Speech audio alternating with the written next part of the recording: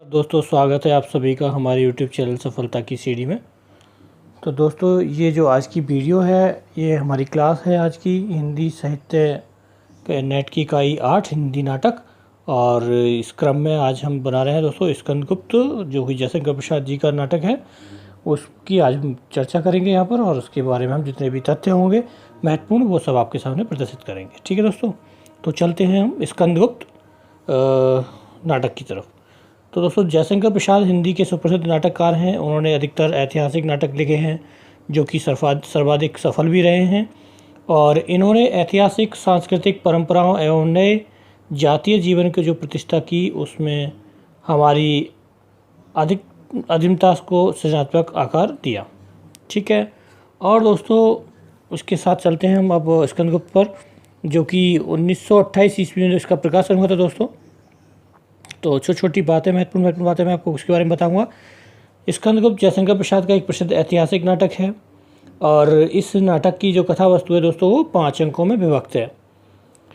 और जो दोस्तों इसके जो प्रथम 2 अंक हैं उसमें 7 दृश्य हैं, मतलब प्रथम 2 यानी कि पहले और दूसरे में 7 दृश्य हैं, और अंतिम जो 3 हैं दोस्तों उनमें 6 दृश्य हैं, अर्थात तीसरे, चौथे और 5वें में 6 दृश्य हैं। ठीक है दोस्तों, इस दृश्यों का क्रम भी आप इस तरह से याद रखेंगे। और इसके अलावा दोस्तों कुछ और छोटी छोटी बातें मैं आपको महत्वपूर्ण बातें इसके बारे में बताऊंगा, जो कि इस प्रकार से हैं दोस्तों। इस नाटक का कथानक यद्यपि जयशंकर प्रसाद जी के अन्य नाटकों के समान ऐतिहासिक भी है, परंतु संघर्ष और अंतर्द्वंद की अवधारणा पहली बार इस नाटक में प्रस्तुत हुई है या प्रदर्शित हुई है दोस्तों। इसके अलावा इस नाटक के माध्यम से नाटककार ने देश प्रेम, राष्ट्रभक्ति की शिक्षा दी है तथा समग्र भारत को एकता के सूत्र में पिरोने का संदेश दिया है। तो दोस्तों ये मुख्य उद्देश्य रहा है दोस्तों इसमें जयशंकर प्रसाद जी का इस नाटक का लिखने का। और इसके अलावा स्कंदगुप्त इस दृष्टि से भी प्रसाद जी का सर्वश्रेष्ठ नाटक है क्योंकि इससे भारतीय और पाश्चात्य नाटक शैलियों का सामंजस्य सर्वाधिक हो सकता है। ठीक है, तो यानी कि जो हमारे यहाँ के नाटक हैं और जो पाश्चात्य शैली के नाटक हैं वो उनका सामंजस्य यहाँ पर बैठता है। ठीक है दोस्तों, आगे चलते हैं और कुछ बातें छोटी छोटी महत्वपूर्ण बातें हम इसके बारे में बताएंगे। तो दोस्तों कुछ महत्वपूर्ण बिंदु हैं, जैसे प्रसाद जी के नाटकों की भांति शेक्सपियर के नाटकों में भी 5 अंकों की परंपरा मिलती है मोस्टली। और इस नाटक में इतिहास प्रसिद्ध स्कंदगुप्त को नायक बनाया गया है। और प्रसाद जी के नाटकों के संबंध में यह कहा जा सकता है कि भले ही उनकी नाट्य रचनाओं के कथानक इतिहास से लिए गए हों, परंतु वे अतीत के पट पर वर्तमान का चित्र प्रस्तुत करते हैं। तो दोस्तों बड़ी ही मुश्किल काम था कि ऐतिहासिक चीज़ों को आज की समय में उनको प्रदर्शित करना, तो यह बड़ा ही मार्मिक काम, सूक्ष्म काम जो है जयशंकर प्रसाद जी ने किया। और छोटी छोटी बातें मैं आपको उसके बारे में बताऊंगा। जैसे कि अब हम स्कंदगुप्त का जो नाटक है दोस्तों, जो गुप्त साम्राज्य है उसका परिचय मैं आपको देता हूं। इस नाटक को जो रचना की गई थी वो गुप्त साम्राज्य से की थी। उस गुप्त साम्राज्य का परिचय इस प्रकार है दोस्तों। इसमें कुमार गुप्त जी होते हैं जो कि गुप्त साम्राज्य के सम्राट होते हैं। उनकी 2 पत्नियाँ होती हैं और बड़ी पत्नी होती है सामग्री यानी कि देवकी होती है, यानी कि महारानी होती है, बड़ी रानी होती हैं, और छोटी रानी होती है अनंत देवी। ठीक है, और वो उनकी दूसरी पत्नी होती हैं कुमारगुप्त जी की। और दोस्तों इसके अलावा कुमारगुप्त सम्राट के 2 पुत्र होते हैं, और जो कि इस प्रकार है दोस्तों। पहला है स्कंदगुप्त जो कि युवराज हैं और बड़ी रानी देवकी के पुत्र होते हैं, और दूसरे हैं दोस्तों पुरगुप्त जो कि राजकुमार हैं और छोटी रानी अनंता देवी के पुत्र होते हैं। ठीक है दोस्तों, तो इस प्रकार से यह हमने गुप्त साम्राज्य का परिचय आपको दे दिया। और जो भी लोग हमारे व्हाट्सएप ग्रुप से जुड़ना चाहें तो ये नंबर आपको मेरा डिस्प्ले हो रहा है, आप उसमें से संपर्क कर सकते हैं और किसी भी जानकारी आप हमसे ले सकते हैं। इसके अलावा भी आगे चलते हैं दोस्तों। अब चलते हैं दोस्तों नाटक के प्रमुख पात्रों की तरफ, और जिनमें हमने 2 भागों में डिवाइड किया है। जैसे पुरुष पात्र एक साथ हमको आपको एक्सप्लेन किए हैं और दूसरे स्त्री पात्रों को। तो पहले दोस्तों पुरुष पात्रों की तरफ चलते हैं। पहला पात्र है इसमें दोस्तों स्कंदगुप्त जो कि गुप्त राजवंश का युवराज है और इस नाटक का नायक है, जो स्वाभिमानी होता है, नीतिज्ञ होता है, देश प्रेमी होता है, वीर तथा स्त्रियों का सम्मान करने वाला शासक होता है, और यह युवराज विक्रमादित्य है। इस नाटक का। ठीक है दोस्तों। दूसरा है दोस्तों पुरगुप्त, जो कि राजकुमार है और स्कंदगुप्त का भाई है, दूसरा मतलब उनकी दूसरी माँ का। और तीसरा है दोस्तों इसमें कुमारगुप्त, जो कि मगध का सम्राट है और जो महादंड नायक हैं। और चौथा दोस्तों इसमें पात्र है चौथा पात्र है दोस्तों गोविंद गुप्त, जो कि कुमारगुप्त का भाई है। पांचवा पात्र है दोस्तों इसमें पर्णदत्त, जो कि मगध का महानायक है। और छठा पात्र है विश्वकर्मा, जो कि मालव राजवंश का शासक है। और इनके दो पुत्र हैं दोस्तों, एक है बंधु वर्मा तथा दूसरा है भीम वर्मा। और सातवां जो पात्र है दोस्तों वो है मुदगल, जो कि विदूषक है। एक विदूषक का मतलब जानते होंगे, यानी कि हंसीकरण, मतलब एक हास्य पात्र जो कि हमें हंसाने का कार्य करता है, एक विदूषक है मुदगल। और आठवां है दोस्तों मातृगुप्त, जो कि काव्य करता है, यानी कि कालिदास। जो इस काव्य को लिख रहा है वो कालिदास जी। ठीक है, तो इस प्रकार से पुरुष पात्र होते हैं 8, जो कि मैंने आपको बता दिया, उन सबका संक्षेप में विवरण भी दे दिया। अब चलते हैं दोस्तों स्त्री पात्र की तरफ। स्त्री पात्र जो कि इस प्रकार हैं। देवकी सबसे पहले, जो कि कुमार की बड़ी पत्नी व स्कंदगुप्त की माता होती हैं।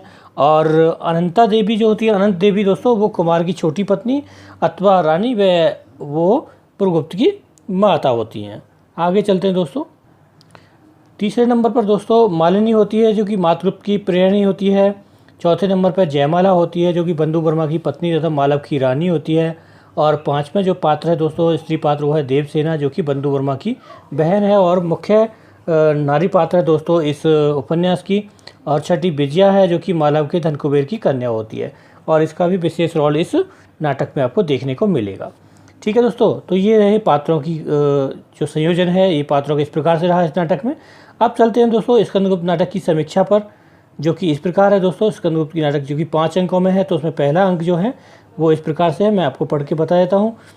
पहला अंक में गुप्त साम्राज्य में आंतरिक विद्रोह और सम्राट कुमारगुप्त के विकासपूर्ण जीवन में गुप्त साम्राज्य की शक्ति व्यवस्था अशांति में परिवर्तित स्थिति को बताया गया है। और सम्राट की अयोग्यता, वीरसेन की असमय मृत्यु और विदेशियों के आक्रमण से गुप्त साम्राज्य पर प्रश्न चिन्ह लग जाता है। और ऐसी स्थिति में स्कंदगुप्त का कर्तव्य स्वाभाविक रूप में बढ़ जाता है। तो दोस्तों ये है पहले अंक का दृश्य। तो ठीक है दोस्तों, कुछ और छोटी छोटी बातें हैं दोस्तों पहले अंक से मैं और बता देता हूँ आपको, जैसे कि इस प्रकार है। पारंपरिक विद्रोह की शांति और आर्यवत की गौरव की रक्षा उसका प्रथम कर्तव्य बन जाता है यहाँ पर स्कंदगुप्त का। और इसके अलावा इसी समय पुरगुप्त भट्टार्क और अनंत देवी की षड्यंत्रपूर्ण योजना से सम्राट की मौत हो जाती है। तो दोस्तों यहाँ पर जो कुमारगुप्त की मौत होती है वो पहले अंक में ही हो जाती है, ये बात आप ध्यान रखिएगा। और आगे दोस्तों बताता हूँ, साम्राज्य के परम शुभचिंतक यानी कि पृथ्वीसेन और महाप्रतिहार जो है वो दंडनायक, वो आत्महत्या कर लेते हैं क्योंकि उनकी सम्राट की मृत्यु हो जाती है। और इसके अलावा और छोटी बातें मैं आपको बताता हूँ, जैसे ऐसी स्थिति में स्कंदगुप्त जो है वो विचलित हो जाता है, लेकिन फिर भी अपने लक्ष्य की प्राप्ति की दिशा में पूरी शक्ति के साथ लगातार जुटा रहता है। तो दोस्तों ये होती है पहले अंक की कथा। आगे चलते हैं अब हम दोस्तों द्वितीय अंक की कथा, जो को इस प्रकार से है। दूसरे अंक में स्कंदगुप्त का जो प्रयत्न लक्ष्य के लिए है, पर उससे ग्रह संघर्ष यानी कि प्रथम विघ्न के रूप में आता है। इसका पता अनंत देवी और भट्टाचार्य के षड्यंत्र से हमें पता चलता है। और दोस्तों दूसरे अंक में, इसी अंक में दोनों देवकी की हत्या का भी षड्यंत्र बनाते हैं। कौन? अनंत देवी और भट्टार्क। ठीक है। दूसरी समस्या दुश्मनों के क्रूर प्रहार से है, जो कि देश की रक्षा करनी है। और उसी समय स्कंदगुप्त कुसुमपुर पहुंचकर अपनी मां की रक्षा करता है। और दोस्तों इसके बाद फिर वह दुश्मनों का सामना करने के लिए वह सैन्य शक्ति संग्रहित करता है और राज्य को प्राप्त करता है। ठीक है दोस्तों। अब चलते हैं दोस्तों तीसरे अंक पर। तृतीय अंक पर क्या होता है? तृतीय अंक में दोस्तों बेटा ऊपर हो जाओ दोस्तों। तृतीय अंक जो कि प्रपंच बुद्धि भट्टार्क और अनंता देवी की षड्यंत्रपूर्ण योजना का सामना स्कंदगुप्त को करना पड़ता है। और इसके साथ स्कंदगुप्त में मातृगुप्त द्वारा देवसेना की रक्षा, पश्चिम उत्तर सीमा की ओर दुश्मनों का सामना, रण क्षेत्र में भट्टार्क का दुश्मनों से मिल जाना, पता चलने के बाद भी उसे क्षमा करना, फिर भी कृतघ्न भट्टार्क का स्कंद के साथ विश्वघात और स्कंदगुप्त की सेना को कुंभा पार करते समय बांध काटकर विपत्ति में डाल देना, ये सब घटनाएं दोस्तों एक बहुत ही जो युद्ध वर्णन जो थोड़ा सा दिया है वो तृतीय अंक में दिया गया है। ठीक है दोस्तों, अब चलते हैं दोस्तों चतुर्थ अंक, जो कि बहुत ही महत्वपूर्ण है। इसके साथ साथ चतुर्थ अंक में है, चौथे अंक में स्कंदगुप्त विपरीत परिस्थितियों में निस्सहाय और अकेला रह जाता है। उसकी माँ का भी स्वर्गवास हो जाता है और जीवन के दूसरे साधन अस्त व्यस्त यानी कि भट्टार के कारण विजया और अनंता देवी में विरोध भी स्थापित हो स्थिति बन जाती है। इधर सर्वनाक से प्रभावित विजया का भी देश कल्याण की भावना से प्रेरित होकर क्रियाशील होना, यह चौथे अंक की घटना है दोस्तों। और कुछ बताता हूँ आपको आगे।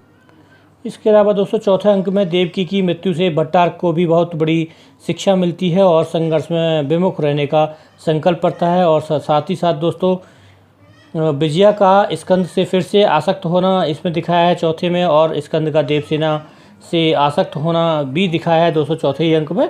और हुणों से भयभीत तो देवसेना की सहायता करना भी चौथे अंक में दिखाया है दोस्तों। तो ये बहुत महत्वपूर्ण है कि स्कंदगुप्त हुणों से देवसेना की सहायता कौन से अंक में करता है दोस्तों, वो है चौथा अंक।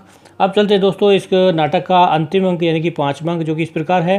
प्रारंभ से सैन्य संचालन में रत भट्टार की आदम्ब वीरता और सूझबूझ के कारण विपक्षियों का एक महत्वपूर्ण गढ़ टूट जाता है दोस्तों। यहाँ पर उसके अंदर स्वदेश भावना उत्पन्न हो जाती है भट्टार के प्रति। जो उनका जो हम कैसे हैं जो खलनायक है वो एक सही रूप में आकर के कार्य करने लगता है। और दूसरा है दोस्तों अनंता देवी और धर्म संघ में आपस में विरोध की स्थिति उत्पन्न हो जाती है। जो लोग कुचक्र करते थे हमेशा अनंता देवी के साथ मिलकर के, उन दोनों में भी आपस में लड़ाई होने लगती है। इधर दूसरी ओर पर्णदत्त के अनुपम सहयोग से स्कंदगुप्त को धनराशि की उपलब्धि होती है और साथ ही आर्यव्रत के गौरव की रक्षा। फिर रण क्षेत्र में ही पुरुगुप्त को रक्त का टीका लगाकर पारिवारिक अशांति पर विजय प्राप्त करना और स्कंद के सारे प्रयत्न सफल होते हुए दिखाए गए हैं ये पाँचवें अंक में दोस्तों। ठीक है, इसके बाद दोस्तों कुछ और महत्वपूर्ण हैं मैं आपको बताता हूँ। जैसे सामाजिक सफलता के रूप में सब कुछ पाकर भी नायक अपने व्यक्तिगत परिवेश में अतृप्त की पीड़ा में पीड़ित है। और इधर क्या होता है, देवसेना के चरणों पर अपना सर्वस्व लुटाने वाले स्कंदगुप्त को देवसेना इसलिए उपलब्ध नहीं हो सकी क्योंकि उसे मालव राज के सम्मान का बड़ा ध्यान था। ठीक है दोस्तों, और इधर है अकेला स्कंदगुप्त आंसू बहाता रह जाता है और स्कंदगुप्त के करुण उच्छ्वास से ही नाटक का अंत हो जाता है।